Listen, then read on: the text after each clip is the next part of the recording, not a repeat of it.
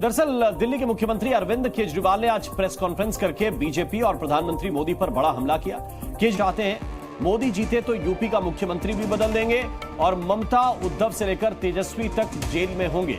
केजरीवाल ने कहा कि सरकार बनी तो अमित शाह पीएम होंगे। केजरीवाल ने यह भी दावा किया कि बीजेपी को 220 से 230 सीटें मिलेंगी और मोदी दोबारा पीएम नहीं बनेंगे।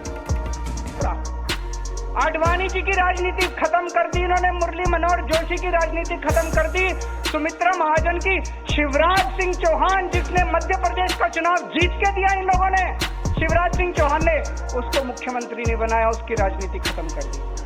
वसुंधरा राजे की जो राजनीति खत्म कर दी इन्होंने, खट्टर साहब की राजनीति खत्म कर दी, डॉक्टर रमन सिंह की राजनीति खत्म कर दी। अब अगला किसका नंबर है? योगी आदित्यनाथ। अगर ये चुनाव जीत गए, मेरे से लिखवा लो, 2 महीने के अंदर उत्तर प्रदेश का मुख्यमंत्री बदल देंगे ये लोग। योगी आदित्यनाथ की राजनीति खत्म करेंगे, उनको भी निपटा देंगे ये। अगर मैं गलत हूं तो मेरे को बताना, हरियाणा में इनकी सीट कम हो रही है, राजस्थान में कम हो रही है, कर्नाटक में कम हो रही है, दिल्ली में कम हो रही है, बिहार में कम हो रही है, महाराष्ट्र में कम हो रही है, कर्नाटक में कम हो रही है, बंगाल में कम हो रही है, झारखंड में कम हो रही है। बढ़ कहां रही है? यूपी में कम हो रही है। बढ़ कहां रही है? बढ़ एक भी जगह इनकी सीटें नहीं बढ़ रही हैं।